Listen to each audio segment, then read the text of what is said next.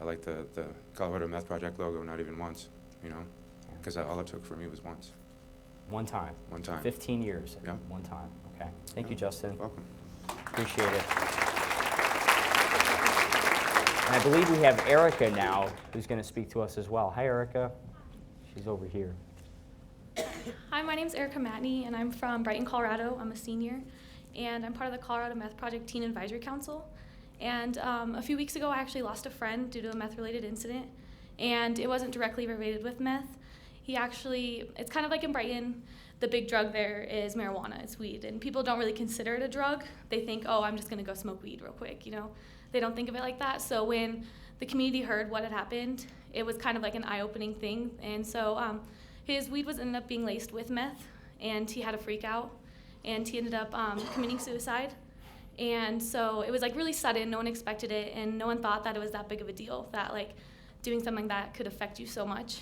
And so he found, like, when we figured out that it was something like that, I knew I was gonna make it my mission to like let the community know that you can't be like, you don't have to do meth to be affected by meth. It can be in everything you do, and it can be in something that you think is harmless. And so that's why you have to be careful about what you do, and like watch your actions and watch everything you do to make sure that like you're not affected by something that bad, because no one's gonna go out there and say, you know, I'm gonna do meth today because that sounds cool, you know? It doesn't really happen like that. But when you say, I'm gonna go smoke weed because that's what all my friends are doing, you never think that meth's gonna kind of get inserted in there. Did your friend who died, did he know that there was meth in that weed? No, he didn't. He had no idea? No.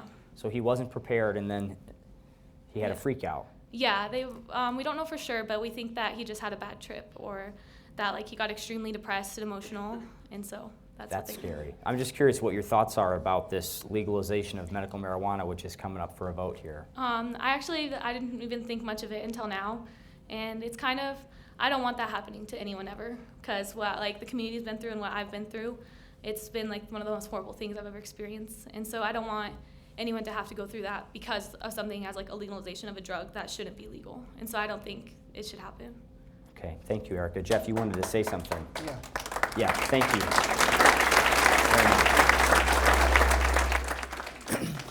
Yeah. On the way from the hotel over here, the speed limit is 30 miles an hour, but my driver went 100 miles an hour because he's a recreational driver. And, you know, there is a mentality out there about recreational drug use.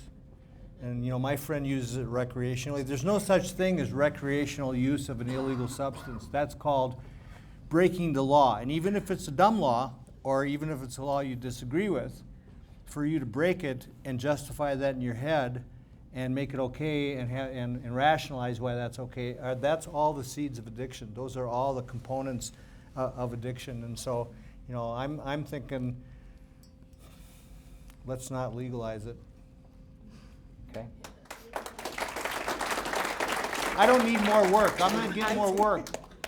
If you legalize it, I'm going to get more work. I'm busy. Yeah, as we see on the show. All right, so this is the time now we're going to open this up to our audience. We have a lot of time built in this program for you folks to come up if you want to share a story, if you want to ask a question. We'd love to hear from you. That's great. Just say your name and then tell us what you want to tell us. My name is Mark Wonder from Denver, Colorado. 25-year meth addict. Several times been in and out of recovery. And, you know, I got to tell you, to see the panel that you have tonight is absolutely amazing.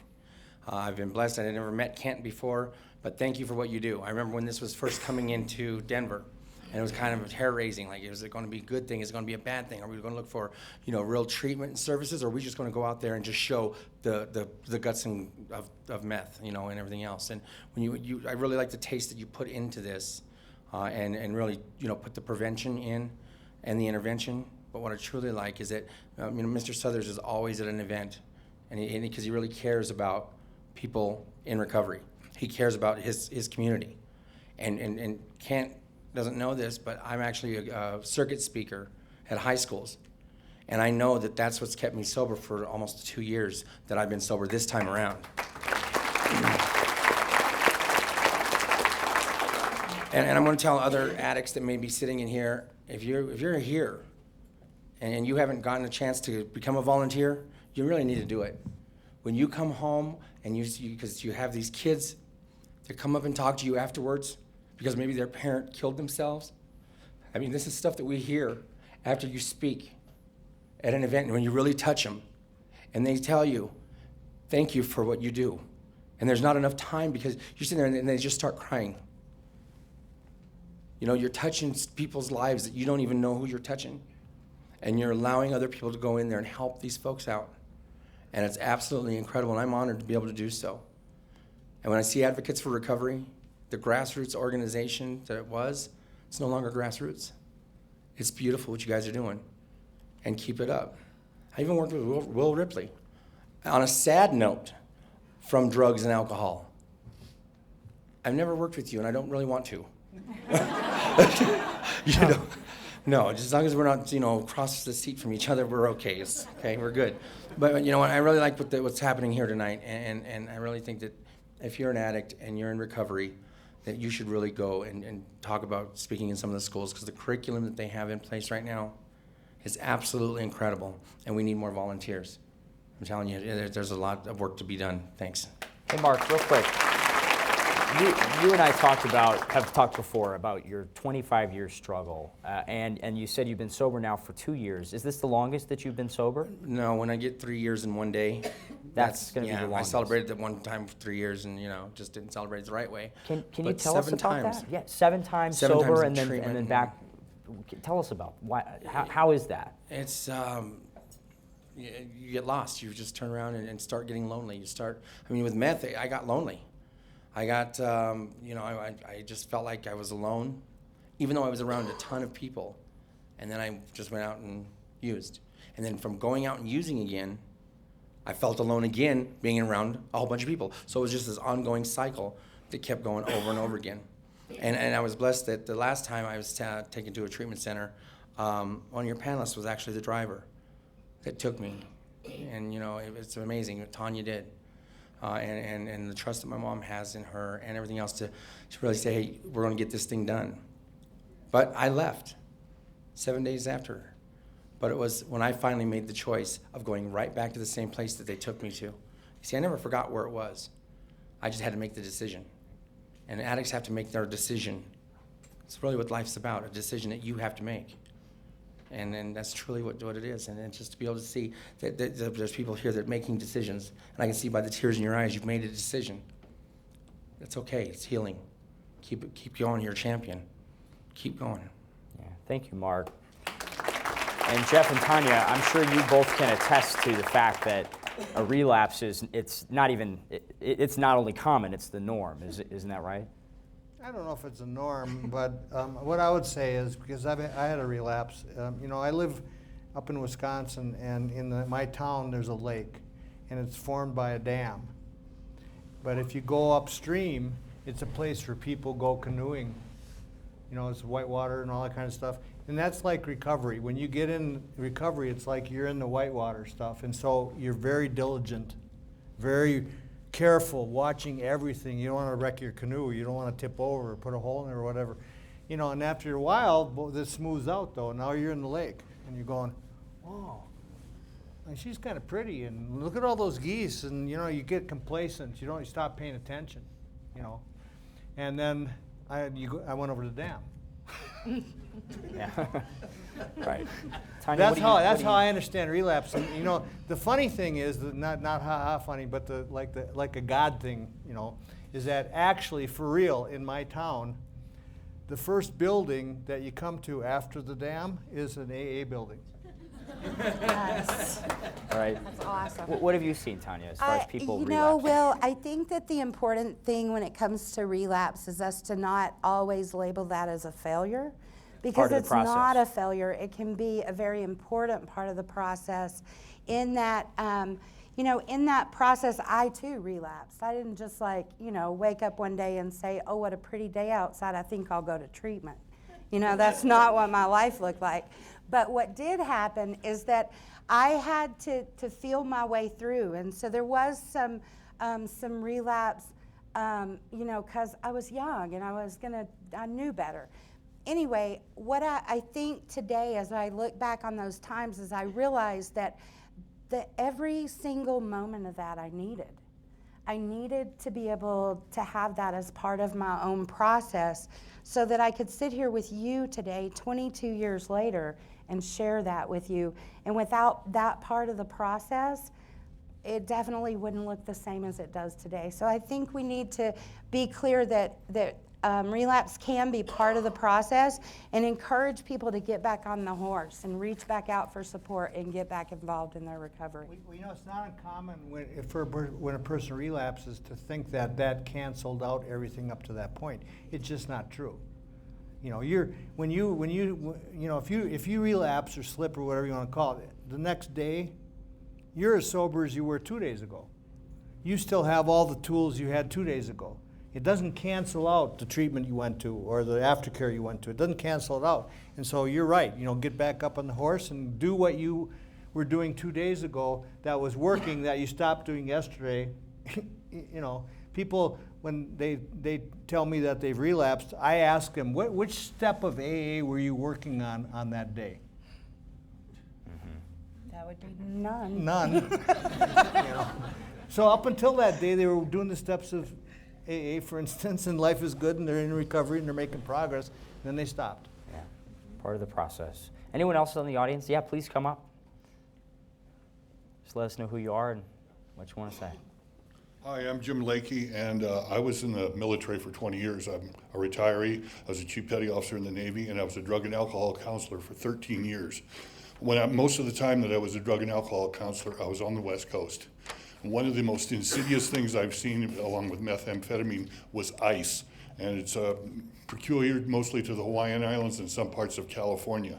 And you were talking about peer pressure as far as good or evil. You know, you don't start doing meth. Somebody coerces you into it or talks you into it or so forth. But I've also seen the peer pressure of people stopping. And this was community involvement in the schools from the elementary level through middle school and then through high school. And I was wondering what has been done in Colorado at the elementary level for informational and then peer groups that could stop or prevent it in middle school and high school. Kent, obviously you can talk to Sure. that. Great question. Actually, you know, our campaign has traditionally been designed to talk to middle and high school students. So to your point, so what about elementary? And one of our advisory council members, Dr. Nick Taylor, who lives out on the Western Slope, is often asked, when's too early to, when should I start talking to my kids about drugs and alcohol? And his answer in response to them is 5. And people look at you like, that can't be serious. And do we want 5-year-olds watching our ads based on the content and the way they're designed? They are designed for that teen population primarily, so that is a little young. But can you take something out of that message? Can you take something out of the billboard that the young person sees that has questions? And they may raise some really difficult questions for parents. This does not make for an easy parenting conversation for adults, but can you have a conversation that's important about what does some element of that, whether we're talking about stranger danger or we're talking about making good choices, and that couldn't be more apropos in our community within the last month, given the news that we've had to deal with.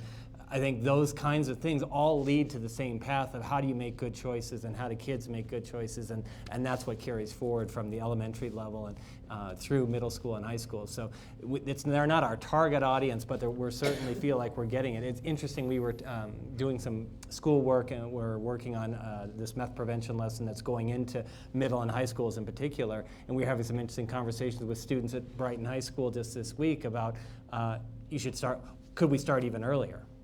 Could we start at 5th and 6th grade?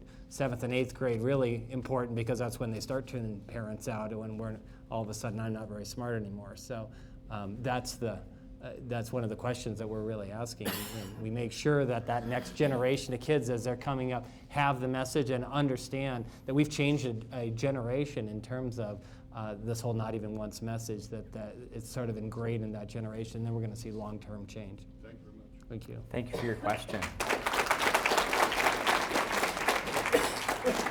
Hi. Hi, I'm Nora Jane, and I'm Shaquila, and I was a meth addict for many years. I actually came from a really good family.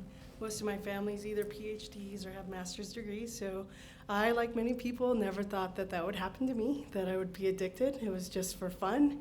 But before you knew it, I was completely addicted. I graduated high school a year early with honors, had a full ride scholarship, and when I got addicted to meth, I lost everything. By the time I had hit rock bottom, I lost my house, I lost 2 cars, I stopped going to school, I forfeited my scholarship, I basically lost my whole life. I lost everything, and I started committing crimes. I ended up with 7 felonies and a prison sentence.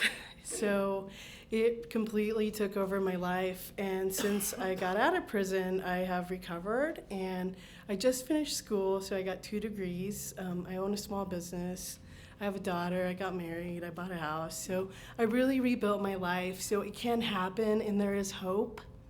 I know that for a lot of people it's really hard. They go many, many years without that hope or without realizing that they can change their lives. I mean, everything is working against you. I, like her, I lost so much weight that I woke up and I could feel something here. And it wasn't until I looked in the mirror that I realized it was my ribs.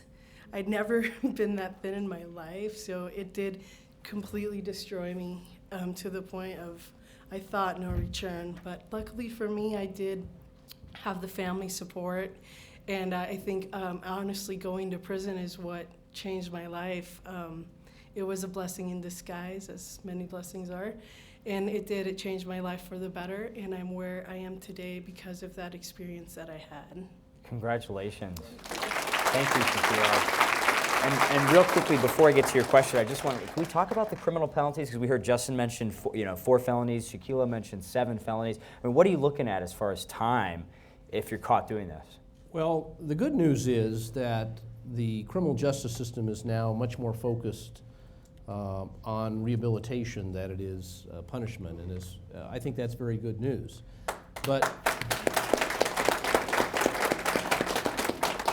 But keep in mind, I think it plays a very important role in getting people into treatment, because 90% of the people in drug and alcohol treatment in this country are there at court referral. People just don't voluntarily walk in. They have to have an experience like you did. So we've got drug courts, and I will tell you that Denver is one of the best drug courts in the country. It's kind of a model. So people get deferred sentences. You plead guilty, but the judgment's not entered. You go through kind of a probationary period. If you do comply with the court's order, then the case will be eventually dismissed. So the only people that go to prison for drug use and possession are people who have failed repeatedly and typically have some type of other criminal conduct involved. They're supporting their habit by identity theft or check forgery or something like that, and the judge says, hey, yeah, we want you to be rehabilitated, but we can't afford to have you out writing all these checks and all that sort of thing. Now, of course, if you're in the dealing business, the consequences are much harsher, and I think that's the way it should be. And we've got a criminal justice commission in Colorado that's been taking a very hard, serious look over the last several years, and for the most part, lowering the consequences of use and possession, but still maintaining the incentive to get into drug treatment, and I think that's how it ought to be. Yeah. Thank you for patiently waiting. My name is Laura Jane, and I'm in the Northeast Denver area. And the thing that's been most striking to me, just sitting and listening tonight, is that Jeff, we all like you very much, but we'd like to put you out of a job. Yeah. And I'll go fishing. don't go over the dam. Yeah, don't go over the dam, right. The thing that, again, is second thing that I've been thinking about the most is that I have 2 young nephews that I guess I have admitted complacency in this area. I listened to Justin's story, and one of my nephews is 2 years shy of that. And I'm sure that that's certainly not the low end of the influence of this. And so I guess the question that I have is, obviously we have the ability within our sphere of influence in our own families and such, but what's the next step of community involvement? Who would like to tackle that? Okay. I'll just take a go at that in terms of, that's really a lot of where our message lies right now with the Meth Project. As we talked about that transition of the campaign, first we're talking about the effects on the individual, we're talking about how it affects friends and family, and then really, in this part, we're going to close a little bit with some of this to this particular point, but talking about what are you going to do about it? and what are you going to do, and how are you going to share that next step. And Erica's example from our teen council is a great example of kids wanting to make a difference in their own community, make a difference in that sphere of influence, because in some cases it seems so big. Well, what possibly could I do to make a difference? Well, that sphere of influence can change a lot, and the influence of positive peer pressure has a huge implication. Our website's really designed to be able to share information so that people can push, an ad, a favorite piece of content, to somebody via Facebook, however you want to share it from a social media perspective. Those kinds of things are ways for, it doesn't have to be, I'm going to get in your face in a friend-to-friend intervention type scenario. That's not easy for everybody, but there are ways to have that, share the information, share the facts, and hopefully they can make good choices, because ultimately, we talked about this a lot tonight, of everybody's got to make their own choice, but can we get the right information in those people's hands so that they're making a logical one and a reasoned one? And I think the importance is, how do we get to your nephews and surround them with that information? Hi. Hi, my name's Nick Nesbitt, and I'm just an addict in general. I was more addicted to heroin and alcohol than, to be honest with you, I never even tried meth, so I hope you don't mind me getting up in front of the microphone here. But I'm a heroin addict, and my last time using, it was a suicide attempt, and I succeeded for a little bit, but somehow they brought me back to life, and I suffered some brain damage, and so now I have no short-term memory. I'm on disability, and what a lot of people maybe don't understand about meth and any drug is it's not as black and white as either you get high or you die. That's what I thought. There's a lot of gray area that you can go through, and so now I got to live the rest of my life with no short-term memory, which is it's a real pain in the butt, if to say the least. But anyway, been clean for a while now, and I belong to a club called Phoenix Multisport. It's a nonprofit organization for recovering addicts and alcoholics who just want to do something better with their life after they've been sober. And you can find them on Phoenix Multisport. Is it .org or? .org, yeah. And they kind of really changed my life. Just the support I get from everyone, these are some of them right here, is just unbelievable. The founder's name is Scott Strode, and the co-founder is Ben Court, and just two of the greatest people I ever met. So I feel like I had to get up here and at least say Phoenix Multisport so people can go check it out and see what a cool program it is. But I've been clean now for about, with my memory, I don't know, 6 years or so. But I don't know, every day. Thank you. Yeah. But no, every day is good, even without a short-term memory. Now I'm still an addict, but I'm addicted to riding my bike and exercising, which is what Phoenix Multisport is about. Just getting out and being active, as opposed to just moping around, being like, oh, I'm sober now. So. So everyone here should go check it out. It's a great program, and thank you. Thanks, Nick. Hi. I'm Jennifer Hill, and I'm a person in long-term recovery, and I have the fortune of working for Colorado Mental Wellness Network, a partner of Advocates for Recovery. And I have a question for Tanya. How important do you feel peer-run services, especially recovery coaches, are in recovery? Well, I think it's absolutely critical. I think that each one of us has a role to play in the continuum of care, beginning with prevention and the great programs like Kent and the Colorado Meth Project, to intervention and Jeff and the work that he does into treatment. But the piece that we haven't really been focused on until the last few years has been adding to that continuum recovery. And I'm a big believer that treatment happens inside of a building, and that recovery happens out in our community. And we need to be aware of that, and we need to support each other.